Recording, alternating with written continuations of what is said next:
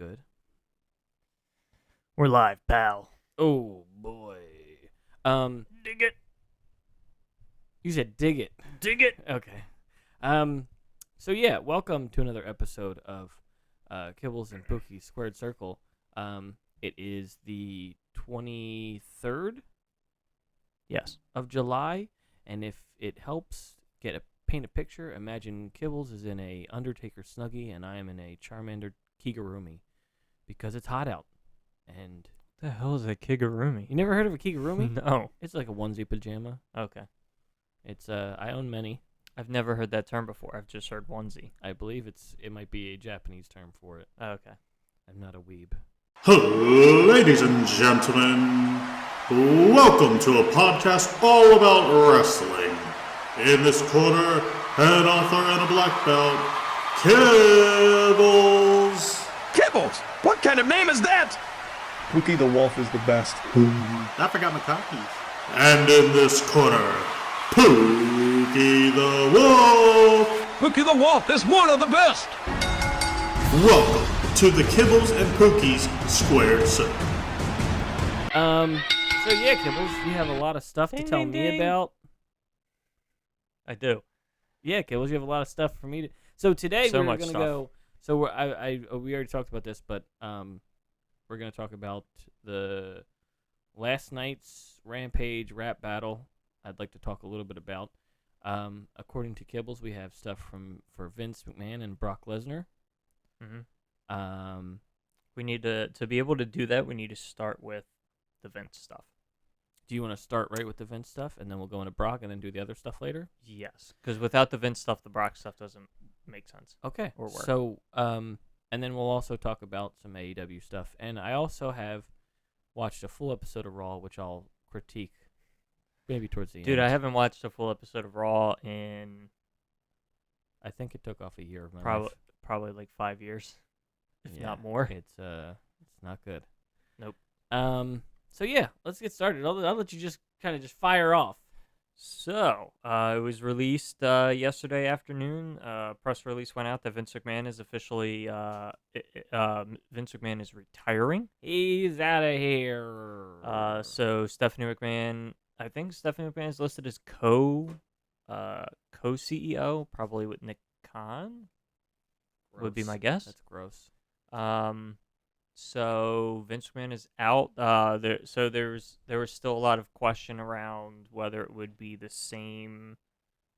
So originally there was a lot of questions around if it would be the same as when he temporarily stepped down as CEO, but he was still head of creative and was going to be there every week, like a and all couple that weeks stuff. ago. Correct. Okay. I thought you were talking about another time. Apparently, based on everything that I've been seeing, he's out. Like, he is not the head of creative. He's not going to be there every week. He is, like, done. Like retired. Yeah.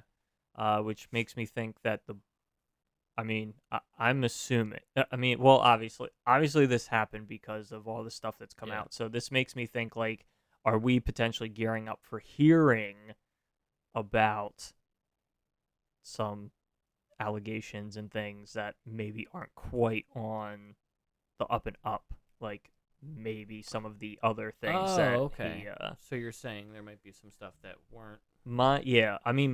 so like the board had said that they had come up with those 3 other allegations, so now there was 4 total, and so they were saying that he and they were saying that they were continuing their investigation, right? So obviously there's a reason why Vince had to retire, and there has to be some business reason why Vince had to retire. So that in my opinion, that kind of leaves like 3 options, right? Like option 1 is that they found more stuff, and some of them maybe, or more people are now feeling comfortable enough to come forward, and now it's like gonna be a big thing.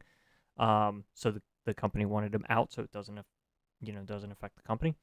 Number 2 would be that they looked into it and found that he used company funds to pay for those non-disclosure agreements, which you can't do.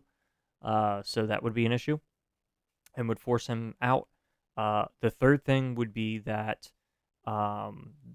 that there have been or will be some consequences in terms of business deals, and so the board and company want him out because it's going to negatively impact business dealings with sponsors and things of that nature. Yeah, it's, Like in my head, those are the only three, and it could be a combination of the three, right? But in my head, those are the only three things that would be a big enough thing to like that they would make Vince step down, and he would like choose to step down. Yeah, I mean, it's not surprising. I'm not. I mean, from the beginning of the situation, I wasn't really surprised. Would I have said at the beginning, think like, oh, this is going to be like him retiring? I mean, Yeah. it's not him retiring gracefully, which is a shame because I wish it would have been. I feel like my biggest surprise with this whole thing, and I guess the non-disclosure agreements like make sense, right? That it didn't come out sooner. My thought was always that somehow magically two people didn't get Me Too'd when like Me Too was like a huge thing. Mm-hmm.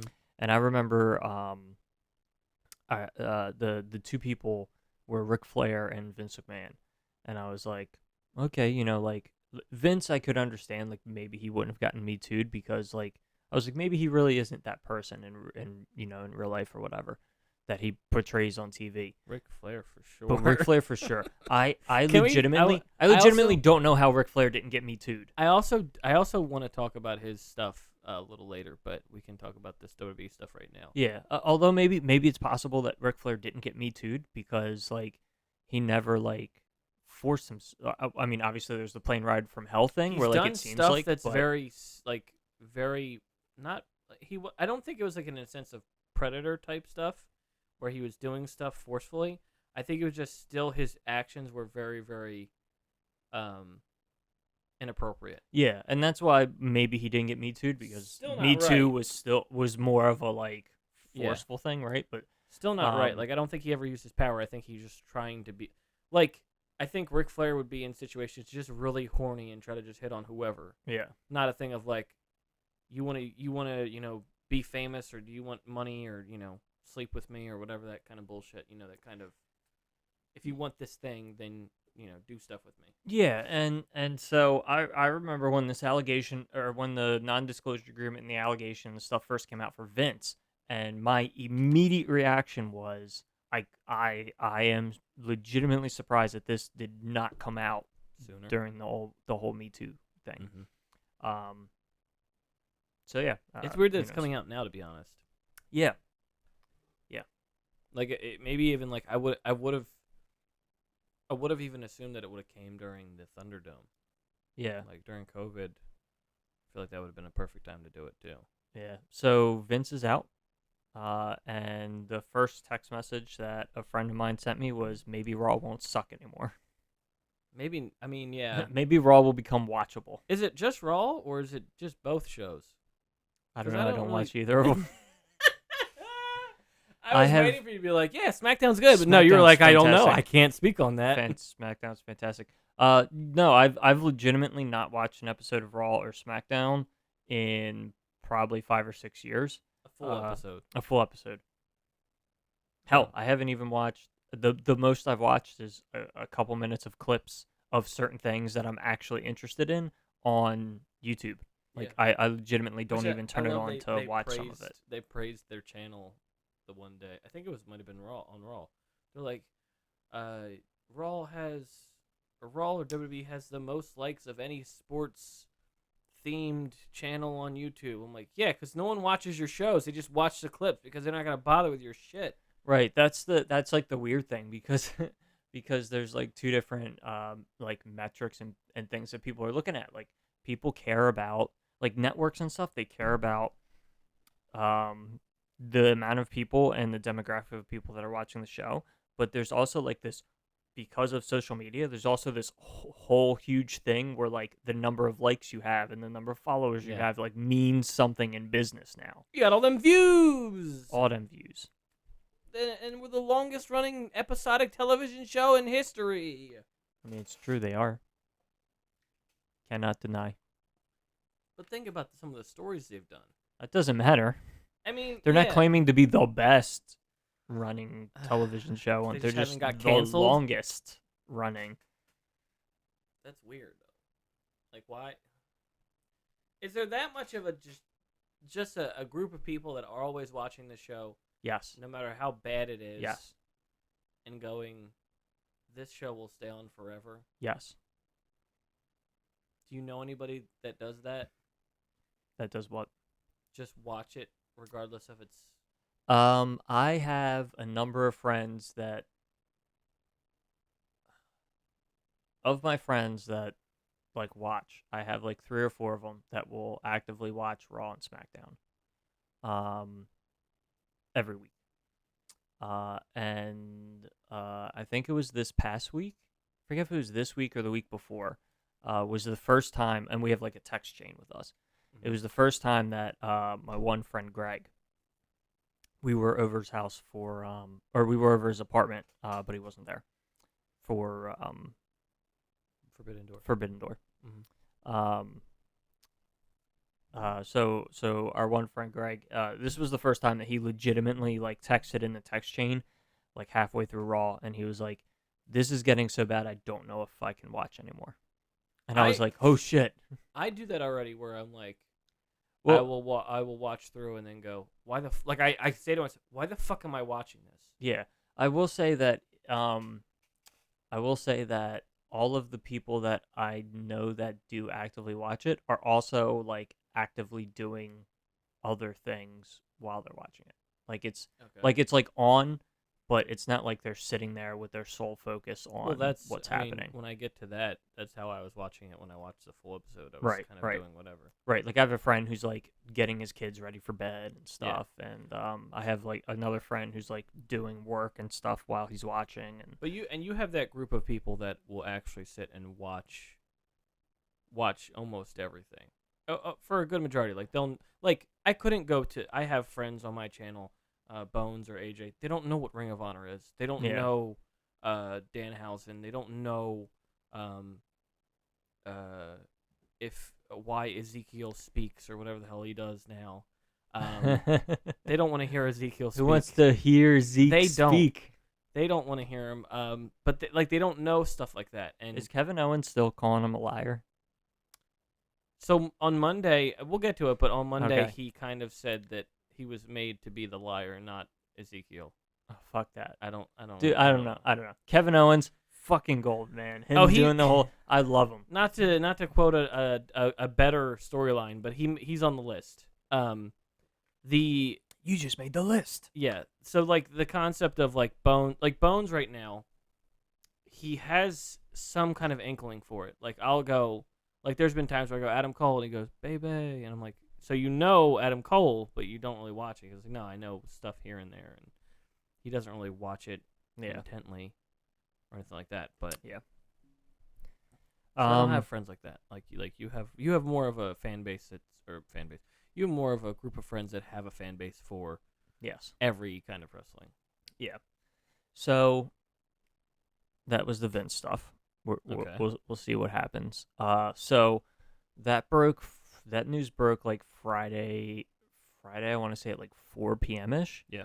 And there was like a mass like text message or notification or whatever, a mass message sent to, all of the talent and all the people that work in WWE, so they all know, right?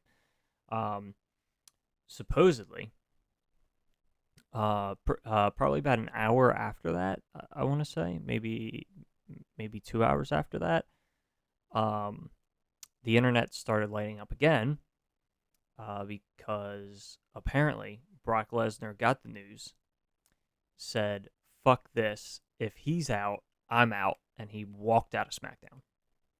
Like, he was at the arena, was going to be on the show. It's like 2 hours before showtime, and he was like, "Fuck this, I'm leaving." Interesting. Now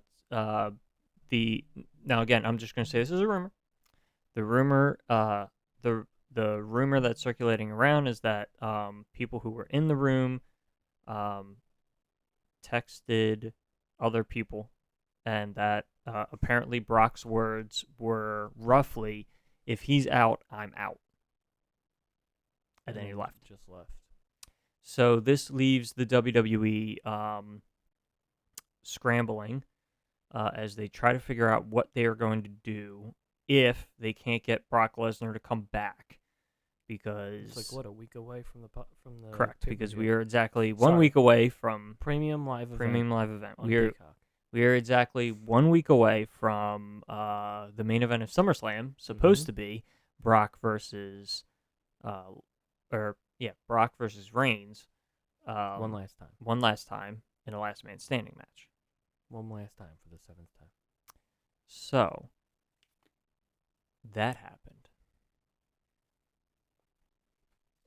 I mean, I wouldn't think this type of thing would happen, but I have to be honest that I'm not surprised, because he definitely very much has a very big respect for him. How far you'd go is a little bit extreme to say that you were going to stand by this guy who might have or might not have done something wrong, but is definitely hurting the company this way. It's to have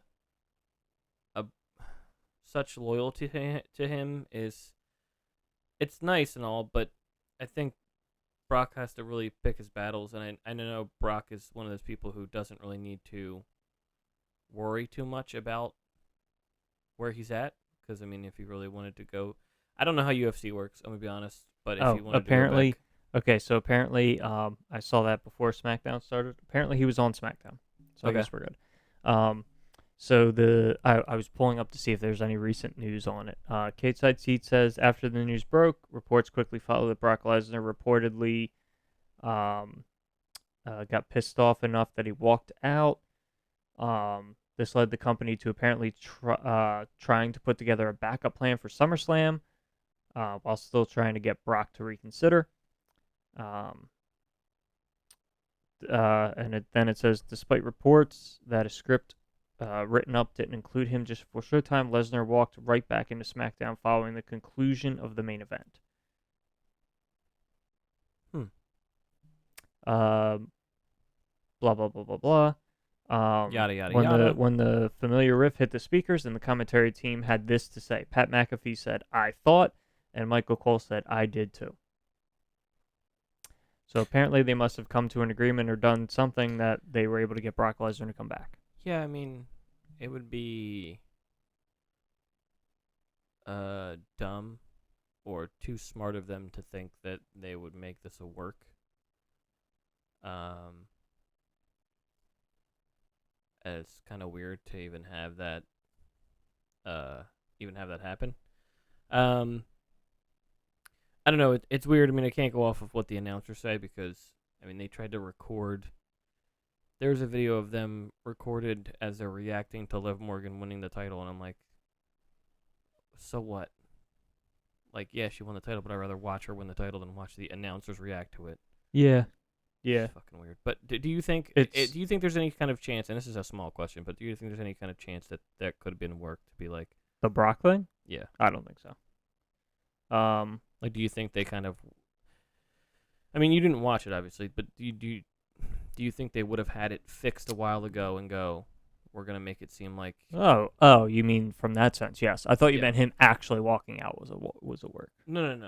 Oh yeah, I mean, them like recovering and and saying, yes, like, absolutely. kind of like the MJF thing, where it's just like, let's use this to our advantage. Oh, absolutely. It does say that there is in the article, it does say that Brock walking out was not a work, even though he returned by the end of the episode.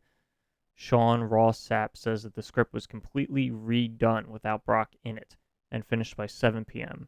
The final segment of the show was written in a way where Lesnar could be added to it if he returned in time. What was the main event? I don't know.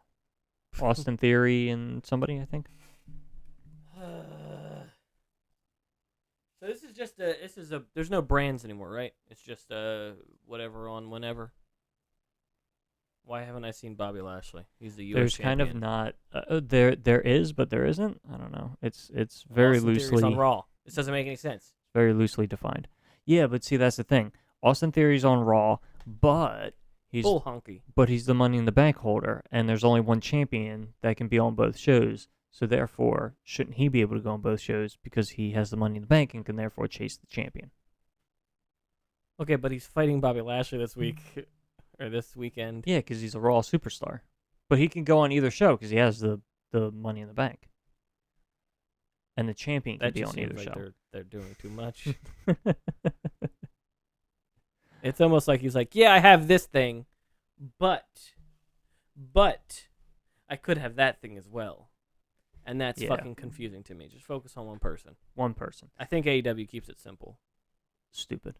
They keep it stupid or stupid No, simple? keep it simple, stupid. Kiss. What's this from? What do you mean, what's it I from? don't know the reference. It's just a saying. I've never heard of that. Really? Yeah. Kiss. Keep it simple, stupid. Why not kiss? Keep it simple. KIS. Why you got to add another S on there? No, because it's already a word. Oh, okay. That's the point. So don't make out and shove your tongue down their throat. Just Yep. kiss them. Yep. Keep it simple. Mm-hmm. Fair enough. I'll keep that in mind next time I get a date. Yeah. So we will jump to. I thought Brock had like when you started this. I thought Brock had allegations.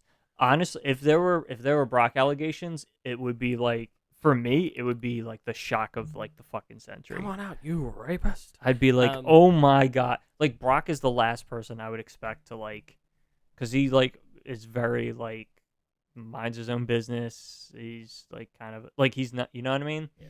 He's not that kind of person. He's not a very like outgoing or anything. Yeah, no, like he's very. I mean, he's very. I think he's very shy. Mm.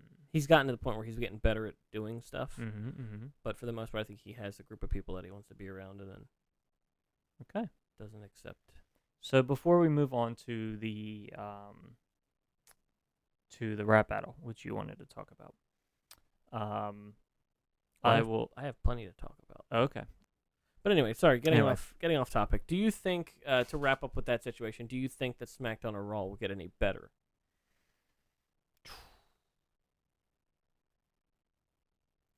I hope.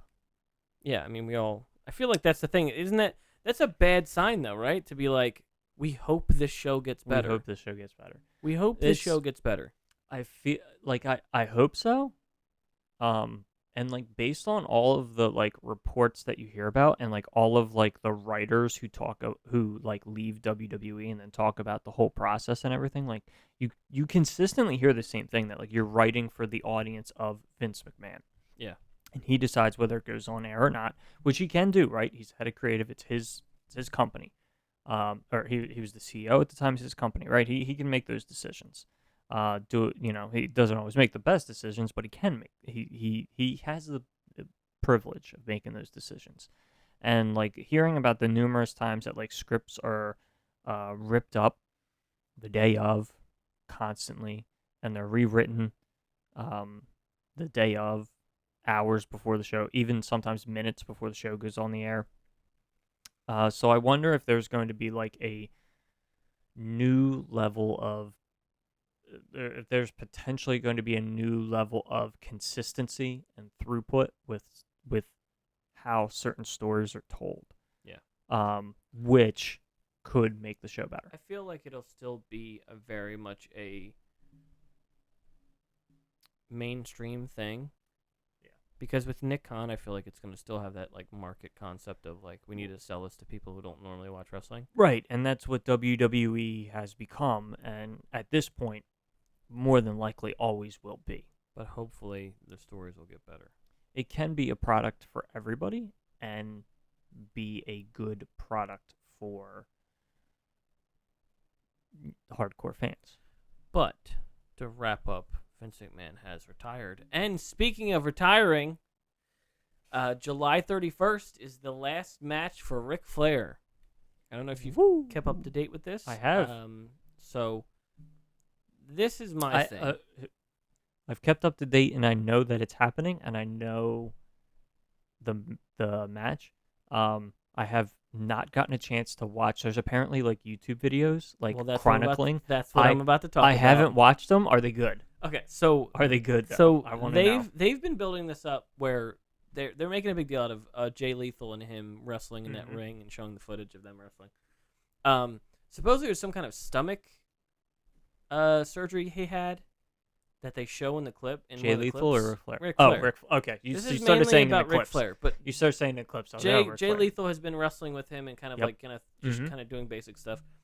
But he had some surgery in his stomach, and it just looks like Frankenstein, just a big thing up his stomach, and it's disturbing. I was thrown off. I know it's rude to be like, oh, he had issues or whatever. So the weird part is that like they talked to not Jim, but Dave Crockett.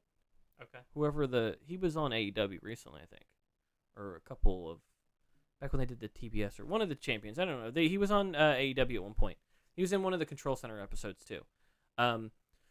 So they're doing this thing where like this is the problem I had with it, and I wanted to talk to you about it because they're doing the concept of, and after I watched it, I knew what was going on already because it's going to be Andrade El Idolo and Ric Flair versus Jeff Jarrett and Jay Lethal. So they're doing this whole thing where like they're talking to Jay Lethal. He's talking about how as a kid and then the time with him in TNA and saying how like making his mom proud and just being glad to be able to see to work with the person that he grew up with. And like Charlotte's in it for a little bit, talking to her about, or like you see her in like the background, like going over stuff with him, and then finally they kind of get this match set up, and then it turns to like the work, which is the weird part. Where like I feel like you don't need this. If this is your last match, keep in mind I'm gonna bring up something later that really irks me. So then they do this whole thing where he has this conversation with Jay Lethal, and Jay Lethal's like, "Oh, do I have a spot in this match or in this like event?" And he goes, "No." He's like, "We're probably gonna work something out with Jeff," because originally it's supposed to, they were just playing it off like it's gonna be Jeff Jarrett versus him. And then Rick goes, "Oh no, I'm sorry." And he's like, "What?" And like he seems kind of upset at first. He's like, "Oh, okay, yeah, no, I get it." So then they do this press conference with Jeff Jarrett and him, and they make remarks, like they're making remarks at each other, and it's very playful and fun. And Ric Flair brings up Jeff Jarrett's father, which I didn't know was a thing with him. And so he's leaving the parking lot with Crockett. Ric Flair and Crockett are leaving the parking lot, and like some kind of like scene from Warriors or something. It's just leaning, like laying down on like a park or a some kind of bench thing. Jay Lethal comes up and goes, "Oh, look who it is!" Like as if he's gonna like stab him and mug him in a corner. And I'm like, why is he here, just sitting in the parking lot? And he goes, you owe me this much. I did everything for you, all the stuff I've done for you, blah blah blah. And then like Ric Flair's like, "All right, relax." And then it gets to the point where he just starts attacking him. And then Jeff Jarrett comes over and goes, "Hey man, stop attacking him. He's 70. He's 70 something." Like, okay, well why are we doing this? He at one point attacks his like stomach, and he's like, "Oh, my surgery," and like falls over, and really, really almost very real, a real scenario. Like it very much shows like a real scenario. And then there's a point where like Jay like knocks him down and just starts beating the shit out of him as Jeff Jarrett trying to get him off him, and then Jeff Jarrett tries to go help Ric Flair up, and it's not like a dramatic. He picks him up and then hits him. He goes, "Let me help you up," and then Ric Flair goes, "No, fuck off. You get the fuck off me," like blah blah blah, and they bleep it out. But he's just like, "F off." He's like, "I don't want your goddamn help. I don't want." And then Jeff Jarrett's like, "Okay, fine," and then he started beating him up too. Mm-hmm. So it's like it's very real in the sense of like they're trying to make this very, very, very real story behind this. But my problem is that two things, and the second one's the biggest one. First, it is your last match. Why would you put a big story, a grudge match kind of emphasis on it with Jay Lethal and Jeff Jarrett? Andre, nowhere to be found in this whole scenario. It just kind of, he just shows up and goes, "This is my tag team partner, my brother or my son-in-law." Second, your last WWE match was one of the greatest matches I have ever seen with Shawn Michaels. Why would you ruin that to do this weird tag team match, grudge match storyline? And Because he wants to keep wrestling. He wants his final bow. This is there my are hello, darkness, my old Kibbles. friend. There are very rarely any matches that can make me cry, except for one I can think of is Shawn Michaels versus Ric Flair. So in my opinion, the part of the reason why he's doing, I mean, obviously it's like big publicity, make some money, I just keep thinking he's a pervert, though. makes sense. Also he did a bunch of matches in like TNA and stuff, so like, Yeah, he's already soiled the yeah. WWE final match. But see, I don't care for them. But still, it's just like, I don't know. It's just, But they happened. You can't. Yeah, they did. You can't pretend. I don't know. It's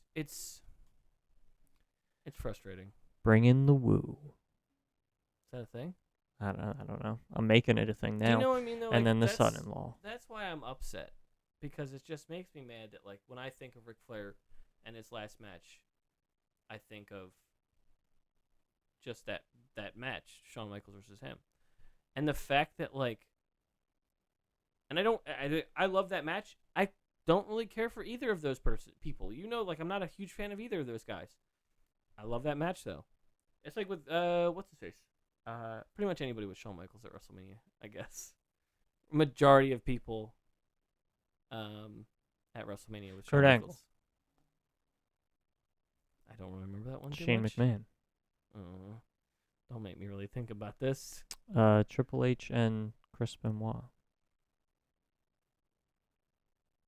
I think I do remember that one. That was That the was one where WrestleMania 20, triple Chris, threat. yeah, Chris Benoit wins, Chris won right? the title. Yep. Yeah, I do remember that one. I do like that one. Chris Jericho, WrestleMania 19. That was one I remember, and I do like. I don't think he was at. I don't think Shawn wrestled at 18. Anyway, Anyway, okay. So, what are we moving on to? you wanted to say what you liked and disliked about the rap battle. The rap battle was. I will refrain. I'll refrain from comment because I didn't watch it. I was going to. I was busy last night, so I couldn't watch it when it was actually on. I was going to watch the rap battle because I was very interested in it. A friend of mine was like, "Wow, that was god awful," and I was like, "Well, I'm I not would say going it to was bother watching it then." God awful. There's moments where it's like cringy. So like Rampage as a whole, it was all right. The main event was pretty good. Jay Lethal versus Daniels was good. Britt Baker and Jamie squashed Sky Blue and some other woman. Trying to think of what else. Hangman and Johnny Hungy beat Butcher and the Blade. And then Lee Moriarty is becoming a heel, I think. He's going to work for Stokely, I think. Which is weird, because I thought, like he fought Dante Martin, and then he, like, almost seemed very cocky at the end. But yeah, it's... And then next week they're going to do... I hate it, too, because then Matt Sydal was like, hey, you're going to fight me next week on Rampage. Why Rampage? God damn it. Because these are Rampage wrestlers. God damn it. So I will say I'm super before you do No, the go rap for it. battle. I am super fucking hyped to see Danhausen wrestle Ricky Starks. Yeah, I am too. I'm so like when he was like, "Let's get another challenge." I was like, "Oh, I wonder who this is gonna be." And then I wasn't expecting Danhausen, and then it was Danhausen, and I was like, "This is great." hopefully it's more of a match than Especially he's had. especially when he was like, "Yes, it is me, Danhausen." The fact that he's been doing, like, he had a match on Dark this week where it was just like he barely escaped it. He rolled up the guy. He barely won. But like I kind of figured they were gonna do something. Normally when they put him on Dark or Elevation, they're gonna do something with him that week. But yeah, that one's gonna be exciting for. We'll talk about what's gonna come up. But so after the tag team match with Britt Baker and Jamie. They carried the sandbag out, by the way, again. Rebel was holding it like a child. I don't know why, but so they finished that match up, and then the rap battle happened, and some Atlanta rapper named Little Scrappy did the judge for it, and he could have just shut the fuck up half the time. Like they would do a part and then have a break in between, and and then they keep going, and he's like, and stop. So like imagine I was talking, and it was the blah blah blah blah blah blah blah blah blah blah blah, and then you just jump in and go, oh my god, and like blah blah. I'm like, I'm not done yet, dude. Just wait until I'm fucking done. Like there was so many times where he like he went to go say something, and he's oh shit, they're not done yet. Oh sorry, okay. Like almost like he did a good job of like the wrestling part, and was like didn't seem like I'm like you know where you are, you know you're in wrestling. Like, at the end, spoilers, Caster won because the reason he won was stupid too. So, but at the end, Billy Gunn punches Little Scrappy out of the ring. Like he hits him and he just falls out of the ring. But he took that really well. He did a good job there. But for the most part, he kept interrupting someone before he wasn't even sure if they were done. He was like, is that, you good? Like, blah, blah, blah. It just felt very off. Like, it didn't feel like it was that much time was put into it. There were some good parts. Max said how he doesn't carry a gun, but he'll hit you with a shell like a Blastoise. I'm like, that was a nerdy thing. What... If I were to say that they made fun of Bowens, what do you think they made fun of him for? Being gay. That is correct. Called him, had a reference to sports and football, and called him a wide receiver and a tight end because he's gay. That was the joke, and it's like that was the thing where. By the way, during the situation, and if you watch it, they had 3 other people with them on both sides. Just random nobodies. When they said that about Bowens, those were the guys that held him back from going off. Well, yeah, you gotta have your homies hold you back. Yeah, I guess so you so. look tough. So the end was it was Austin versus Max, and Austin ended up literally choking. Like he was just like and then the fans were like choke, choke, choke, choke, and it was like they're like, oh, he's choking. Like that was like, okay, we get it. He. And then he's like, okay, well, obviously these guys won. And the Little Scrappy guy was like, yeah, these guys won, and blah blah blah. Just very, very like a lot of the lines were good. Even Austin came up with some good stuff. There was something about dating Chris Statlander. I don't know, unless Max dated her at one point. He called him Edward Scissorhands, and that's why he couldn't. It was this whole thing where, like, he can't please a woman because of his hands or something. I don't know. But it was that concept of, like, playing off the stuff that they do. There was one good one I'm sure that you would have liked, which Austin said that John Cena called. He wants his gimmick back. Mm-hmm. And I'm like, that's a good one. And even, like, Max was kind of smiling and laughing about that one. But, like, for the most part, it was very, very cringy and not great. It could have been done better. But for the most part, it was weird. It was very exciting to think about, and then you watch it, you go, this wasn't as good as I thought it would be. Yeah, I'll be honest. They showed like the stuff like coming up on Rampage, and I was like, oh, I want to see Jay Lethal and Christopher Daniels, and then the other thing was like, I really want to see this rap battle. Like in all honesty, like if I had to like rank like what I was interested in like in order, I would say like the rap battle was the number one thing I was the most interested in for Rampage this week. It didn't go over too well. And it well. did not deliver. Wardlow, it didn't pizza delivery. Wardlow did a promotion about, or a promo about how he was going to beat anybody. Any locker room he could beat, whether it's Ring of Honor or AEW or any other company. Mm-hmm. So I don't know. Let me ask you something. Would the rap battle have been the rap battle was a disappointment. If you took out the little the rapper guy, Little right? Scrappy. Little Scrappy. You took Little Scrappy out and like you didn't have him interrupting like at all. Would it have like changed? Like would it have been like, oh, this is actually like enjoyable? They would have needed someone there to mediate. Yeah, no, I just meant if he didn't interrupt them, like would it have gone from like I didn't like this to like, oh yeah, I actually really like this. Like I think it would have been better like if they took like someone like Jason Roberts and had him up there and like mediate and find a direct winner. Or if they had Snoop Dogg. What about Snoop Dogg? I don't know. It just seemed very gimmicky to have someone who's a guest, like maybe someone who was for AEW, someone in the company, up there with them, and do it. Like even Taz would have been fine. Just someone to be there and make the call of who won. But like I feel like it was too gimmicky. Of like this guy was trying too hard to just do a lot of, and the guys behind them, like the hype people behind them, were just kind of there. I'll say that the best rap battle that I've seen done by either company is probably the Usos and New Day. Which is mentioned a lot lately now. That shit was fire.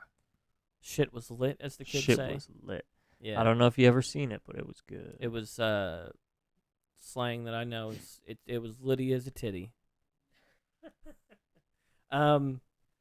Yeah, no, it was like they told the Usos that they should go back to doing what they're best at. That's carrying the bags for Roman.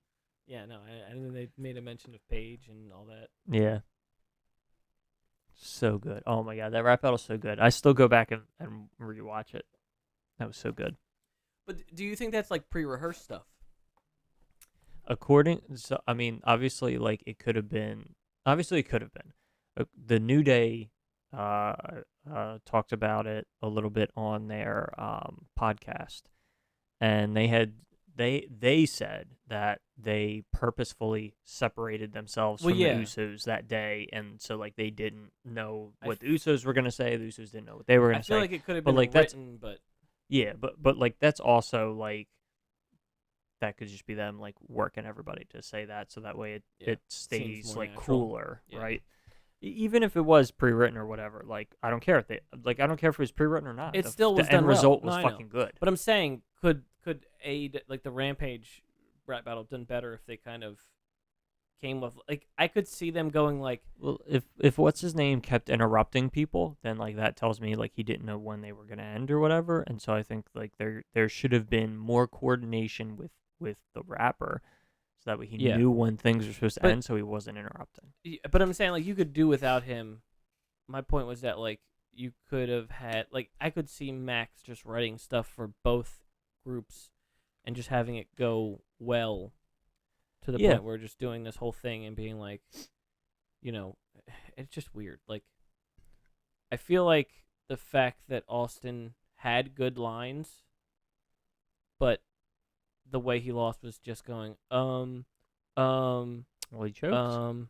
And then they were like, okay, well, obviously you lost. The motherfucker choked. Yeah, he lost. All right, I feel like you go in the rap battle, you fucking Hoodie choke. Tibbles is coming out. Okay. Yeah. Where'd you get a hoodie from? It's so weird. So strange. Lose yourself in the music the Okay, moment yeah. you All right, want. yeah, It's we got Mom it. Spaghetti. Mom spaghetti. Mom Spaghetti. Did you ever see that? You ever hear the version of it's just Mom Spaghetti? The Yes. lyrics is Mom Spaghetti or whatever again. Mom Spaghetti. Um, Cool. I think you also wanted to talk about Raw. I did. I watched Raw. Do you want to? Because what I can do is I can let you talk, and I will step away from the microphone for a second because I have blow my nose so fucking bad. I will talk about some comments I had on Raw. For example, and these are basically just my opinion on the show. Some stuff I wrote down. Number one, and this I can't say enough. The 24/7 title sucks. It sucks. It's garbage. It sucks. It is the PG version of the hardcore title. It's garbage. I don't know how many people can get rolled up in a matter of 10, 20 minutes and still be fresh. They also can't decide the rules of the 24/7 belt because they clearly have said before, and I think they even said before this match, that like during it, if the champion is in a match, the title is therefore no longer valid or on the line or whatever, and then they disregarded that. And they did that this Monday too. Dana Brooke was in I think it was trios or tag team match with shit. Liv Morgan? No, not Liv. The other blonde-haired one. The other one that's doing Bliss? good. Yes, Bliss. Bliss. Miss Sorry, Bliss? I get them confused. 5 Feet of Fury. I don't. She has the Bowling for Soup You song. doing the song? Okay. No. Oh, I thought That's you were what they doing call. the That was her lyrics. nickname. What? 5 Feet of Fury. She's only 5 5 foot feet of- tall, Oh, I didn't know that. and she There's got to be another female wrestler that's 5 feet. Oh, 5 sure, foot. yeah, but she was the one that coined the term. And Bowling for Soup wrote a song about her. Yeah, I know. You love Bowling for Soup. Why can't every girl be more like Alexa Bliss? There's certain parts of the song that are good and other parts that aren't. There's What? a sad face on me. They just came out with a new album. Kills is upsetting me so much. What the fuck, dude? What you got against Bowling for Soup? Dad, you're embarrassing me. Their cover of 1985 is The Bomb. Okay. Wait, what? Yeah, that's a cover? cover. How is it a cover? They didn't write the song. They changed some lyrics with their cover, but it was a SR-71, I think. A Blackbird? Yes. The SR-71 is the plane that X-Men fly. Really? It's a real shit. a Okay, real there must plane. be something else then. No, it might be named after the Blackbird. Maybe. Like that. You know what I'm talking about? Like the plane they have. in- Yes. Not the. I know what plane you talk about in the Yeah. X-Men. It kind of looks like a penis. Yeah, the 1985 is not an original Bowling for Soup I song. didn't It is know a that. cover. Are they considered a ska band? No. They're punk rock, right? Yeah. They're AJ they're talks well, about they're it, and I'm technically like- they're technically a pop punk, Mm-hmm. but I would not consider them ska. They don't No. have horns. I guess it's just cut. They don't have horns. No, that's I literally thought no. I thought horns, Oh. not like trumpets. Trumpet, I thought yeah. like literal horns. No, that's what yeah. No, like, yeah, I know. without the horns or AJ saxophone, they're not a ska band. AJ loves like Real Big Fish, and then he brings up how Bowling for Soup's great. I'm like, I'm just not a fan of them, and I'm like, I've talked to Kibbles about this plenty of times. I'm just not a fan of them. I don't mind Yeah, them. it's whatever. I just don't. I'm just not a fan. I just wanted. Well, I brought it up because of the Alexa Bliss Yeah. song, and then I wanted to purposefully slide in that 1985 is a cover. I didn't know It is that. not an original song. There's an interesting fact. their There you most, go. Yeah, their most famous song, a cover. Also, fun fact: the SR-71 Blackbird is the Yeah. plane from. It's also used in Black Ops Cold War. Not the point. Although they're Um, not the only ones. Like I would venture to say, Disturbed's most famous song might be "Sound of Silence," Which isn't theirs. which is not I know theirs that either. one's not theirs though. Yeah, it's Simon it's like and Garfunkel. that's one I know is not theirs. Yeah. That's like do you watch Umbrella Academy at all? Yes. So when they first did the first season, Mhm. the I think we're in now. the Hazy Shade of Winter. Oh, That's yeah. Simon and Garfunkel as well. And I thought it was the Bangles who sing Walk Like an Egyptian. No, it's Simon and Garfunkel, but My Chemical Romance almost made it more similar to the Bangles version. Yeah. But the Bangles version is a cover of Simon and Garfunkel, so it's just like this. But like the Bangles made more of like a rock sound to it, Yeah. where it sounded more badass, and then like My Chemical Romance made it even better, where it's just Nice. like it just sounds badass. Anyway, Go ahead. so Sorry for the tangent. yeah, 24-hour title sucks, and the main thing at the end of the night was the appearance of Logan Paul. This is what we have to look forward to. Logan Paul. That's the big reveal at the end of the night. Logan Paul. Two things I noticed. Logan Paul did this thing where at the end of the night when he was talking about his accolades,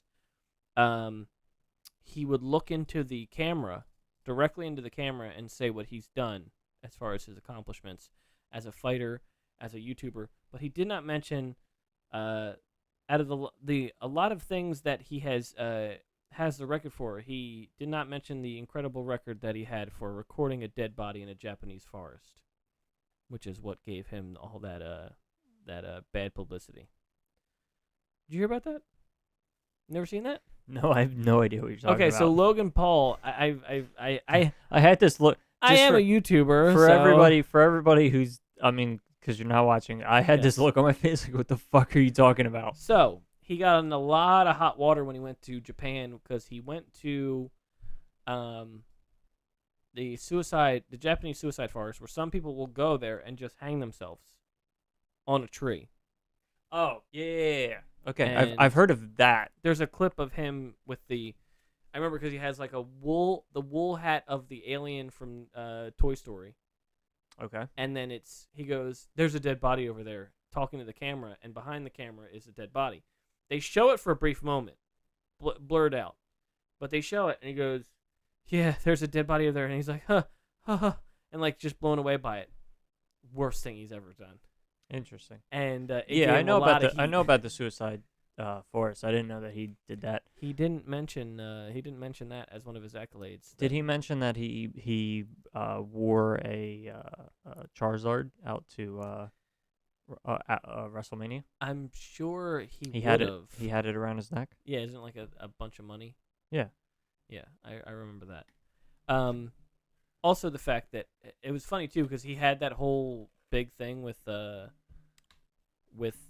suicide forest, and then when he came back and people were finally giving him a chance again, he had this bit where he was electrocuting a dead rat with a taser, like one of those things you shoot, like like the cop tasers where they shoot the little metal things in, and it just That's weird. yeah, and then it was just like you literally just got in trouble for filming a dead guy in a forest and in Japan.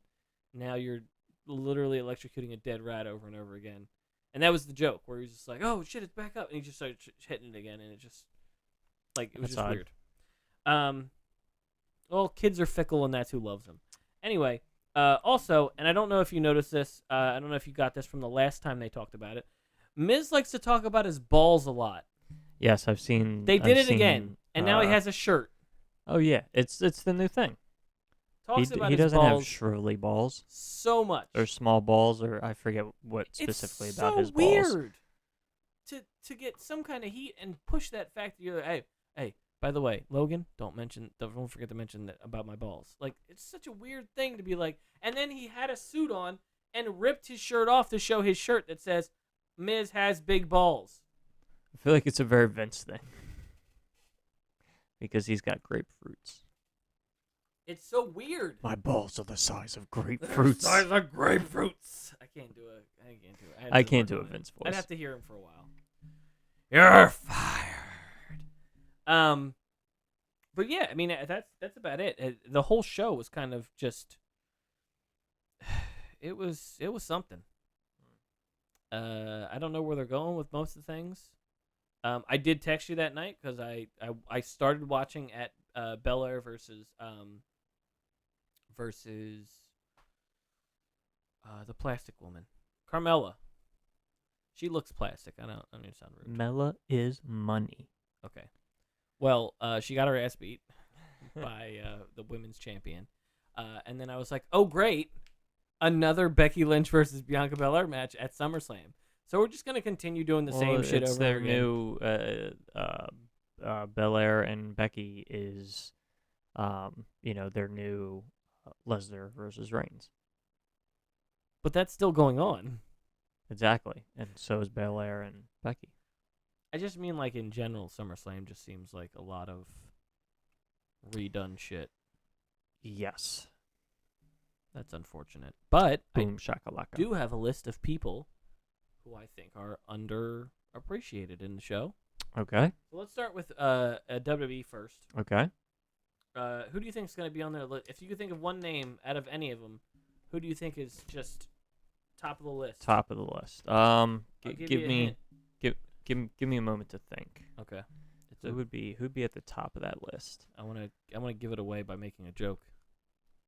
So I'm thinking of people you like, and I'm like, oh, like Becky Lynch, but I don't know that Becky Lynch is really being underutilized, right? She has a storyline. She's going for a championship. She has this losing streak storyline thing. So they're using her. They're doing something kind of different with her. So I don't think she's there on that list.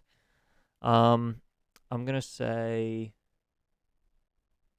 and All My Whole Girl isn't there anymore. My whole girl. Nia Jax. Why'd you call her that? I don't know, because I'm trying to be It would have been funny. easier to just say her name. Trying to be funny, damn it. Oh, sorry. I'm funny, damn it. Damn it. Before we started recording, you mentioned Kevin Owens, so I think Kevin Owens is there. My number one choice is a knockout. A knockout. KO. Oh, I get There it. you go. You got it. You already had it, but Okay. that was the joke I wanted to make. So my problem was you said knockout, and I went to TN. My brain did this. You said knockout. My brain said in Impact the women are called knockouts. Yeah. And then I went, oh, okay, it's a woman. So then I started thinking of women. No. So all of these people are men, and I think they would do way better in another promotion. Okay. If it's AEW, sure. Okay. Kevin Owens. Yes. Ezekiel. No. No? Not in there. You don't want to hear Zeke speak? No. I miss Elias. I don't think. I like Elias. I miss him. Do you? I do. I like You miss Elias. the guitar. So one of them And the whole was, walk with Elias. I don't know. I liked the gimmick. I liked him. Two of them are I would consider legends in wrestling. Legends. They're both very small though. Oh, Rey Mysterio. And another one that was a TNA legend. AJ Styles. Yes. Okay. I think those two are very underutilized. I'm with you on the AJ front. Rey Mysterio, when I saw him versus Will Ospreay, I was like, he needs to do more of this because it's fucking amazing. I don't know if he physically can Probably not. at his age. Here's the thing. I think they're doing a shit job of booking Rey Mysterio, considering they seem to be like wanting to push this 20 years of Mysterio thing, and he's just fucking getting beat all the time. I don't get it. They're like, what the fuck? Congratulations. It's essentially this Monday will be congratulations, you survived. You've been around long enough. You didn't die yet. It's just like we didn't really give you anything to be proud of, but hey, at least you. Yeah, and I do think this whole storyline is going to Dominic turning on Mysterio. I think they're gonna do because they said they're going to end the Mysterios. So the Mysterios will end because Dominic will turn on him and join the Judgment Day. Judgment? The judge. The Judgment? Is it the Judgment or the Judgment Edge Day? left. The group that Edge got kicked out of. Let's be honest, he loved it. he don't get kicked out. He leaves stuff. The other two were Rollins. I feel like could do way better. He would be great on a non-PG show. He could do so much more on any kind of like place where you could say shit. Mm-hmm.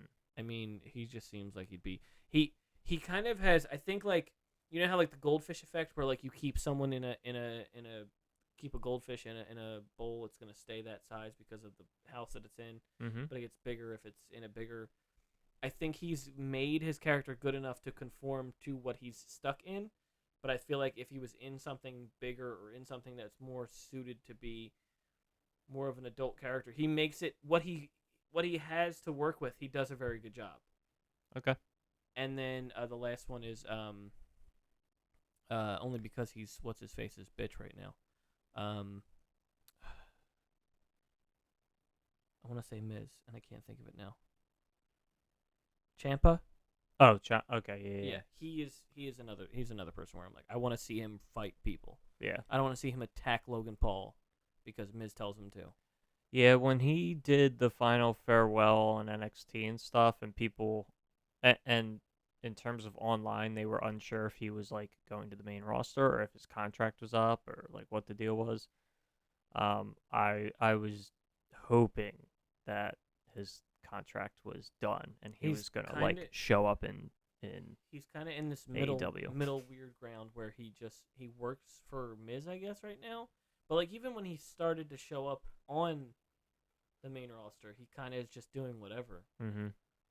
It's just been very weird. Like those are the people like that I could think of from Raw that are not being like, because I thought about like Sami Zayn, but he's on SmackDown. So right, and I think Sami Zayn.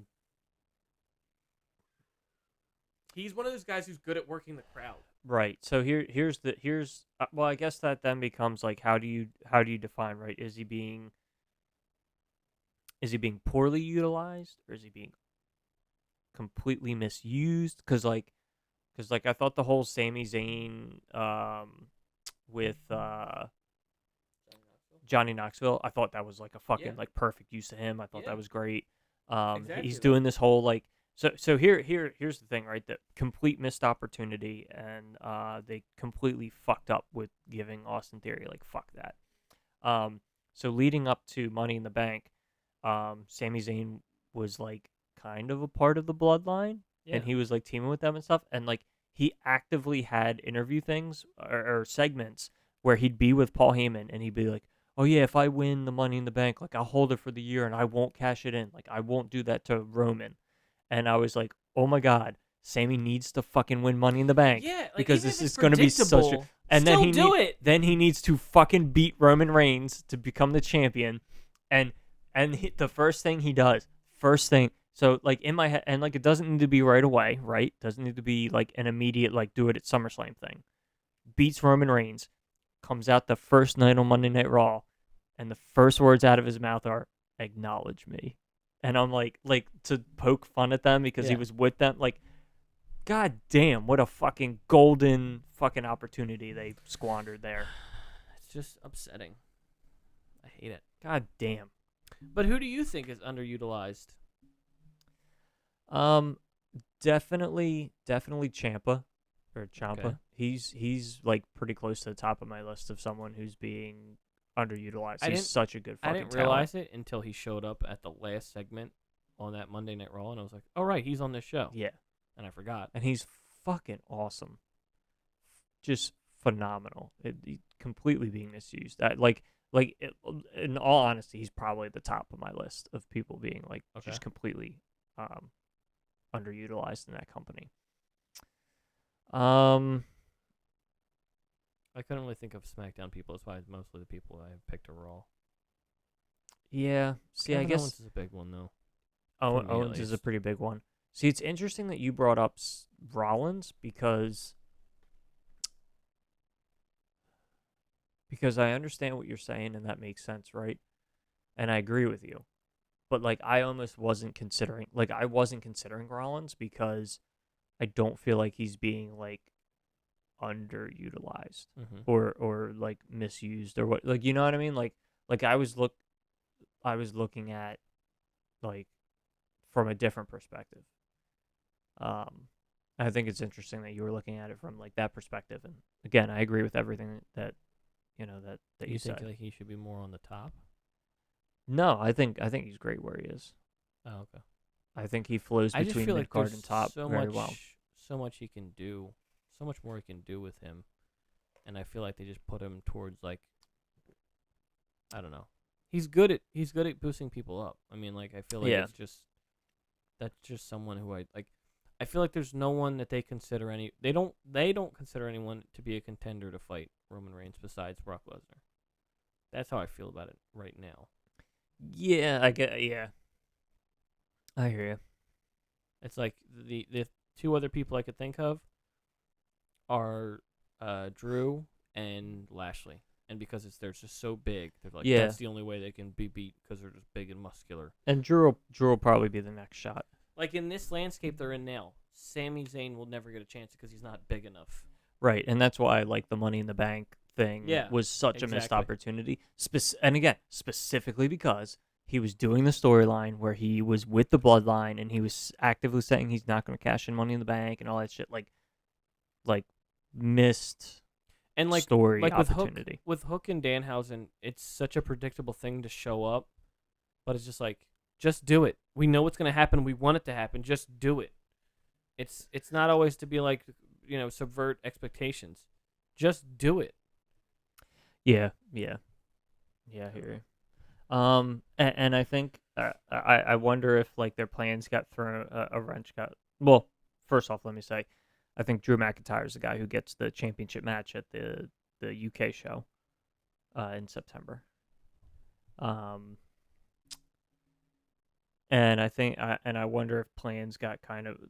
Now again, I don't think it would have happened for SummerSlam because I think that's hot shotting it, but depending on how long it takes Cody Rhodes to get back. Because like in my head, I was like, oh, they signed Cody, they brought him in, like, and in my head, I was like, Cody's the one who wins the Royal Rumble and challenges Roman Reigns, and Cody's the guy who dethrones Roman.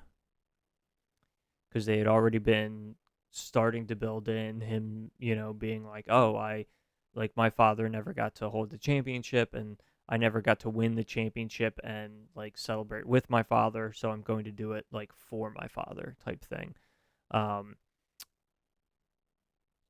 So yeah, I don't know. I think that's the deal. I also wonder if they went to Roman Brock. I wonder if they went back to Roman Brock because they didn't have anybody ready, and I think I saw somewhere that originally it's supposed to be Randy Orton, but Orton's hurt. I also think missed opportunity with Matt Riddle, because they put the stipulation that if Riddle lost, then he wouldn't get another championship match as long as Roman is the champion. But then I'm like, you shot yourselves in the foot because that match was the highest rated segment in SmackDown or on SmackDown in like the last couple of years. Do you think that was because they made that stipulation that people thought that was going to happen? Oh, maybe. Because I was like, that could have been them That's possible. trying to make buzz for themselves. That's possible. They're like, oh, well, obviously he's going to win because they don't want him to shoot himself in the foot, but of course they did that anyway. Yeah, I guess. I guess like in my head, I will. It's taking a chance, really. Yeah. To be like, maybe we'll get more of a situation. Maybe we'll get more of a buzz around this match and get people to watch it. And then if we don't have him win, then unfortunately we got that match to get buzz. So I mean, it's that. Yeah. Seems like the push for Veer is dead. Nah. Yeah, it seems. But all like that time we waited to get. Yeah, we waited. We waited for him a long time. I think two of my favorite things that happened during that was, the first one was when Hook was doing stuff and there was they were saying send Hook. Yeah. And then all of a sudden they had a tweet, or the video was like send Veer or something, or they made a tweet that said send Veer or something, and then Taz immediately like called him out on it. That was fucking hilarious. Also, I don't know if you every once in a while check out the Iron Sheik on Twitter. He fucking tweets some of the funniest fucking shit. Fucking bullshit. He's hilarious. Partially because I think he's just fucking insane. He has no filter. That's what makes him hilarious. Fucking bullshit. So it must have been like the 10th week or something of them showing like the Send Veers. Shit you not. He tweets, "Where the fuck is the Veer?" Where the fuck is the Veer? And I was like, "Where's the beef? Where is the Veer?" That was my favorite fucking tweet of that whole thing. It's just him tweeting, "Where the fuck is the Veer?" I don't know if you watch Young Rock, but it's they played it off so perfectly.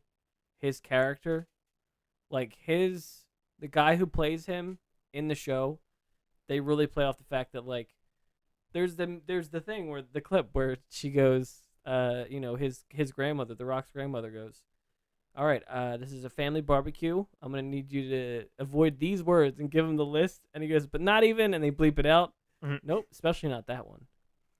He's like, "I can't say this." She's like, "Yep, not that one either." Like, it's just like, yeah, because you look at him now and he's exactly that, where he just can't help himself. He's just vulgar and loud. Yeah, here it is. Where the fuck is the Veer? Where the fuck is the Veer? Fucking bullshit. Yeah, some of the Sheik's that's tweets are fucking funny. That's him in that Botchamania song. Yeah. Oh, Oh, dude, I know what I wanted to talk about because I opened up. Sorry, go ahead. I know what I wanted to mention because I opened up my Instagram and saw it. The Graham. I thought I loved the fucking swerve. Yeah. Where Luchasaurus was like, "Nah, bro, I've been playing you, Christian. Get him." There was one more thing we wanted to talk about. Get him. Oh, the AEW people that weren't being utilized, Mm-hmm. and then we can go into this week's stuff, and then the weeks coming up. Okay. So just name off people that you wish were get better as far as Hook. AEW. Hook. Yep. Don't Don't know what the fuck they're doing with him. He was fucking over. That's getting over, and then all of a sudden he wasn't wrestling again. So what the fuck's happened? Mine is Hook and Danhausen are two people separately, of course. Mm-hmm. Hook, Danhausen. Who else is underutilized? I would say two more would be Athena and Chris Statlander. Chris Statlander is my number one person who needs that goddamn title or needs to be put on the show more. Yeah. She just needs, like, they took her out this week. And it's just like, out of all the people you could have took out, like, not any offense, I love Willow as well, but take Willow out then if you need to take someone out. Oh, I said, that's what I said. I said, fucking take Willow out. Fuck that. I mean, they played off it pretty well, but they went, oh, Stokely made this decision that Chris couldn't be in it. Yeah. And it's just like, okay, that makes sense, but still, you need to push this woman because, like, it's just... Yeah, they have AEW has, like, this weird thing where, like, they have a large women's roster that they don't really seem to do much of anything with, and outside of, like... And they'll have, like, one storyline that's going on Rampage and one storyline that's going on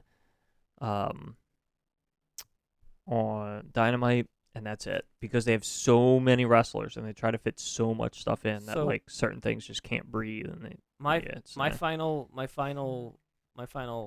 group. Well, my final person is a group.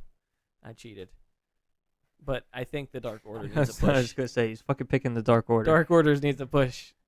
Order needs something, and Dark it's Order difficult. needs something. Period.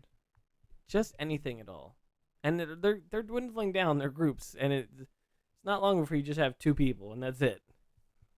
So yeah, that's for me. You said Hook. Hook is definite.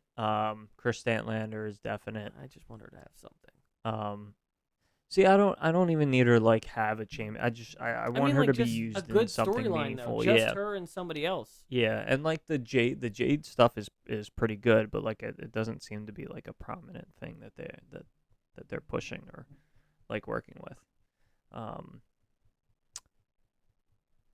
Let's see who else. You have three more. Who? Unless the else? Dark Order is a part of your group as well. I don't know. This is tough. Who would you like to be on their own? Like, do you? Would you? Oh, want, now you're talking about tag team breakups? But I'm saying, do you want, like, Sammy to not be part of the JSA and just do his own thing, like stuff like that? Where, like, who do you think they're not utilizing enough because they're in a group or they're not getting enough airtime, or, like, I'll take away the Dark Order and replace them with Dante Martin because he needs a fucking push too because he's fantastic. Yeah, and his brother keeps getting injured. His brother. Yeah. And it sucks too. He stubbed his toe on a coffee table. It's like, fuck, I'm out. And it sucks too, right? Like, I mean, the first one was a legit wrestling injury. The second one was he was in a car accident. Jesus Christ. Yeah. That's why he's out now. He was in a car accident. And I was like, gee, man, that fucking sucks. But yeah, who do you think could be used better? I mean, obviously no one's being used perfectly. Or is it a testament to AEW that they're doing a good job? There's definitely people. The problem is that I keep, like, pulling up a name and I'm like, nah, but I feel like they're right where they should be.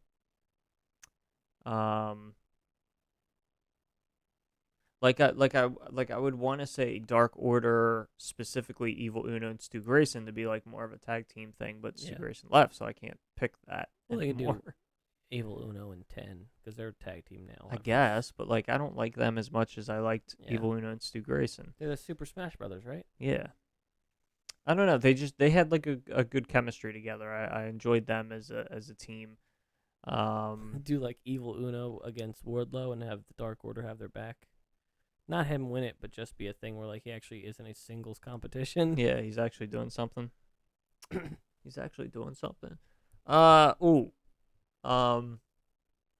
Ruby Soho. That's true. I agree with that. Although now it seems like she's getting pulled into the Jericho thing, so maybe they're starting to do something with her, which is good. Well, do you think they'll end up doing a tag thing with them? Yeah, I was wondering if they would do like a Ty and Sammy against Eddie and Ruby. Well, yeah, we talked about this before, but I mean, like, Ty and Anna versus Ruby and somebody. Probably. That's probably what they're building to. But then, like, I like the would it Anna be? Jay turn. yeah, a lot of people were surprised by I that. like that. A lot of people did not expect that. Yeah, I didn't either, and I'm wondering if that means she's going to be out of Dark Order then, because she can't be a heel in Dark Order, and the rest of them are all faces. Maybe I think it's one of those things where it's like the NWO, where like you never really leave. Yeah, but I mean, like, she won't be like actively. No, she with won't them. be. No, she won't be actively with them. Like Right, she's right, not. right. She's not gonna come out with on like Dark with -1 anymore. By the way, -1 says that when he's old enough, he's gonna beat QT Marshall's ass. I hope he fucking does. He said that about Marco Stunt too, but Marco Stunt's gone. So go ahead. Wait, Look, I'm looking at the Kibbles is looking at the roster now. Brian Cutler. There you go. Oh, fucking Brian Cage. Is Fucking he still Brian on the Cage roster? is awesome. Yeah, they extended his contract, but he seems to be more with. It Ring seems of like Honor. he seems like he's going to be used with Ring of Honor. He's and part not- of Telly, right? right. But technically, there's no difference between AEW and Ring of Honor contracts right now. So, question. Brian Cage, 100%. Okay, I Brian fucking Cage. love Brian Cage. Brian Cage, you said, You said Brian Cage, Ruby Soho, Chris Statlander, and Hook. and then one more. One more. Give us one more. Give us a little taste. Ethan Page. This is really bad. That I have to scroll through the roster No, to it's figure not. out. Yeah, it is. No, it's fine. Yeah, it is. I'm gonna take that. I'll take that. Ethan Page. Because Ethan Page is one, but I didn't put him in the list. Yep, Ethan Page. If I was one. to, I would take Athena out because Athena is getting pretty good. But I feel like if they have Athena overpass Chris and give her all like the big matches for it, I'd be pretty pissed off Yeah, I hear you. because she's been kind of overlooked. That's another one too. Pac- Shit. Pac would be on my. Pac is. Well, is I don't one. think he's underutilized. He just won a title. Okay, prior to the title thing, he's underutilized. Yeah. Well, now he's not. and he doesn't really underutilized seem to be. anymore. He doesn't really seem to be like doing much on You the gotta show. watch Like, it's Dark, very my interesting. guy. I'm like, bro, he's the champ, but they're not doing anything with. And then he defended it on. Dark. Yeah, but at a completely different promotion, Yeah, which it's was all weird. Atlantic. It could go anywhere. Could go anywhere. He was in London defending it. He could even defend it against a guy from Japan, Yeah. Exactly. even though it's not in the Atlantic. Shh. So okay. Also, there's a Chinese fucking flag on the Chinese and Japanese flag on the thing. It's not Atlantic. It's okay. It's okay. Shh, shh, shh, shh. So getting past that, we did that thing because I want to finish this up. So you had mentioned, and you confused me earlier. I'm going to be honest. You confused me with the concept that you said I like that swerve, and I'm like, okay, he's going to talk about the tag team titles, and you said like Luchasaurus. I'm like, wait a minute, I'm confused now. No, I liked the Misdirect? the misdirect. Yes. And here's the thing, right? It was a fucking great misdirect because it is so played up in professional wrestling in general that like something happens, a tag team person's on his own, and the big guy becomes the like big powerhouse heel, and Yeah. the smaller guy has to like come back and like be the babyface, and he fights the big powerhouse heel, right? So like everybody is like, oh, okay, well Luchasaurus is just like he's with Christian. He's just a heel now, and Yeah. Jungle Boy's gonna come back and have to fight him. I like it. Like at no point during this entire thing did I ever think he was gonna be like, nah, bro, I was just watching him for you. Yeah. I thought that was it. I can't lie and say that I knew that was gonna come, but I was like, oh yeah, that makes sense. They've known each other way longer than Christian's been here. Yeah, no, the whole storyline makes perfect sense. That Yeah. he would be playing Christian just to keep him just to get him, and then be able to bring in and do that, right? The whole thing makes perfect sense. Didn't see it coming though. For some reason, I think of it like a cartoon where it's like Luchasaurus has an actual dinosaur and sniffing Jungle Boy, then licking him and going, "Oh, it's okay, we're fine, We're fine, We're good, friends. good." We're friends. It's okay. He remembers me. He remembers me. It's Yeah. fine. Jungle Boy held out his palm. Yeah. He sniffed it a little bit like a dog. Exactly. Great. Luchasaurus is this Dinosaur. yeah. Well, I was gonna say incoherent Oh. animal. Sabrina's very happy because her dinosaur is no longer evil. It was one of those things where I like threw my arms up. I was like, yes, Mhm. yes. Mm-hmm. For some reason I say it this way. Like, I don't know, to try to be funny, I say it this way. Like, his music started playing, and I was like, "Oh, here comes the Jangle Boy! It's the Jangle Boy!" The Jangle Boy. Yeah, I call him the like Jangle it. No, Boy. I like that. The Jangle Boy. I don't know Oh, why. it's that Jangle Boy. It's that Jangle Boy. Oh, watch out! It's the Jangle Boy. That Jangle Boy, Jack Purry. Yeah, I don't know why. And like, It's I good. clearly was trying to be funny. Like, the first time I ever did it, I It's was trying good. to be funny, and now I do it all the time. I'm like, Jangle Boy. It's the Jangle Boy. You sound like you're doing an accent. Exactly. Yeah, no, I like it. It's because of the accent. It's good. Ah, good. Oh, it's that Jangle. Because I don't do accents well. You sound like a New Orleans. Oh, the Jangle Boy. That's good. Watch out for that Jangle Boy. He gonna get you. Gonna get He you. gonna get you with the snare trap. I'll tell you what. He's a Jangle Boy. He's the tag team champions at one point. He ain't got no champions no more. He's Jangle Boy. Yeah. Poor Jangle Boy's daddy just died. Just do like And just he wanted Christian to be his daddy, but Christian didn't want to be his daddy. And the Jangle Boy, he got beat up. And his mama was told that he was a piece of shit by that Christian fella. It's almost like I'm doing Kathy Bates from The Water Boy.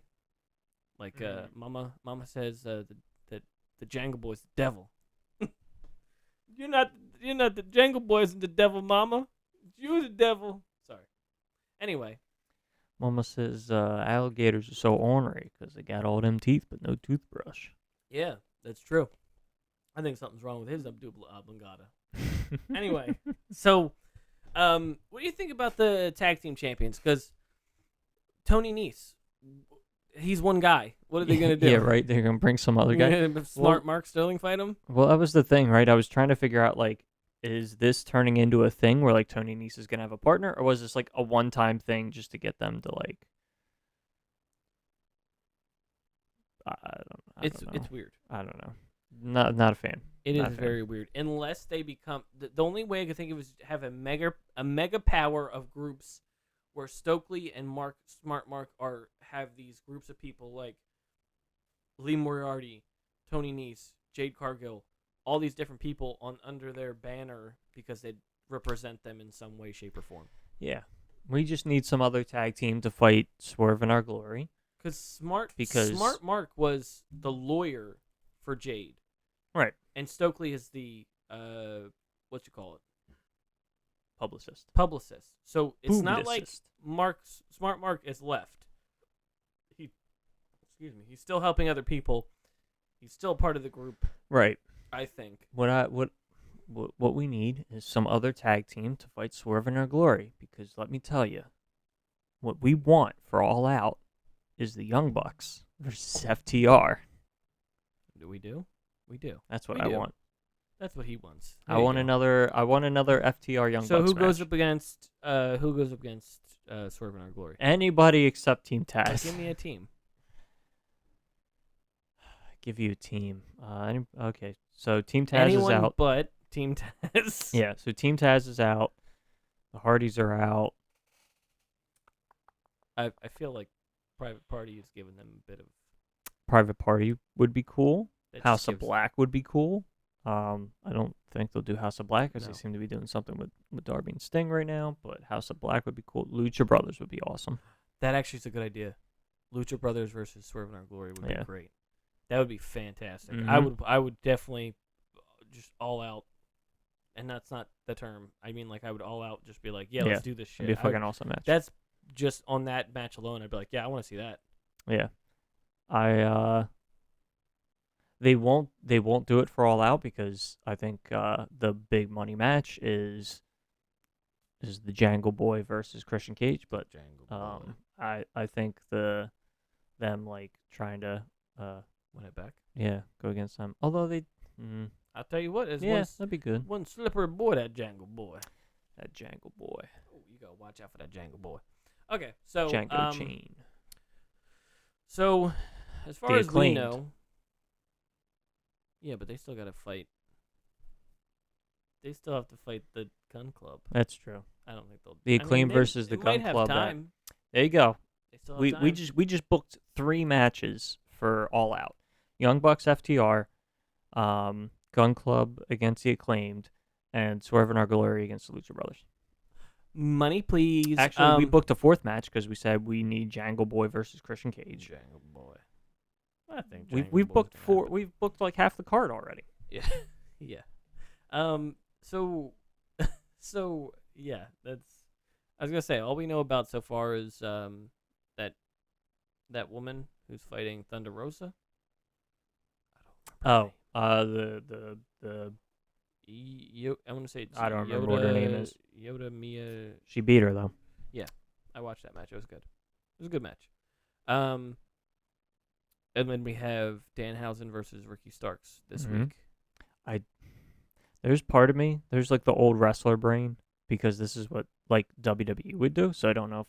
I don't know that AEW would do it, but dude, they were really pushing hard on commentary about how like Ricky Starks is the longest reigning FTW champion, and I'm like, oh my god, he's about to fucking lose it to Danhausen. So? Oh my god, there's just part of wanted- me that's listen- like, he's going to lose it to Danhausen. This is all I want. I want it to be a real match. That's all I want. I don't care who wins, I don't know that it will be with Danhausen. and that's why I'm getting upset with Danhausen. I got you. Like, I want his matches to be legitimate matches. I don't know that he'll ever be that person though. I mean, his match on Dark wasn't bad. It just ended in a roll-up, and I'm like, it doesn't show that he's just, like, squirming his way through AEW, Yeah. which I don't want. I want him to be, like, legitimately be able to... And I think that part of the issue is, like, even with the FTR match, he was almost did Goodnighthausen and then never did it. Yeah. Now I'm fantasy booking All Out. Yeah. Well, how about this? We'll do It's that in my next head. week. It's in my head. Next week we'll fantasy book All Out. We'll fantasy book next week, and then when All Out is coming up, we'll do predictions on All Out. So yeah, is there anything else from this week that you were? I just want to wrap up the conversation that we had. It's a great ending to the podcast. The band that originally did 1985 is called SR71. You son of a bitch! What? They are called The fact that SR71. You came back to this.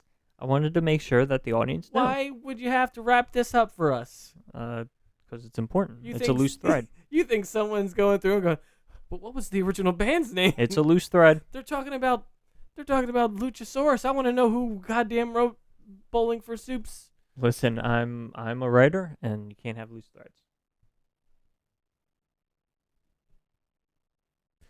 Thank you for listening to Kibbles and Pookie's Squared Circle. We appreciate you for listening. And all of you Bowling for Soup fans out there, or SR71's fans out there, we're glad you enjoyed listening. Also wrestling fans themselves. So we'll see you guys next time. And don't forget to comment and like and review and do all that good stuff because we enjoy it and we appreciate it. And what do we always say? What do you always say, Kibbles? Bye. No. Oh. Do the needful? Oh, do the needful. You got to make it your thing, all right? Yeah, do the needful. Do the needful, all right? Thanks for listening. I'm doing the Fuego thing. He comes out and does the tornado. Fuck Fuego, he can go. Okay. Don't give a fuck about Never that guy. mind. But he's part of the vlog. He's part of the vlog crew. What? No, you can't tell him fuck Fuego.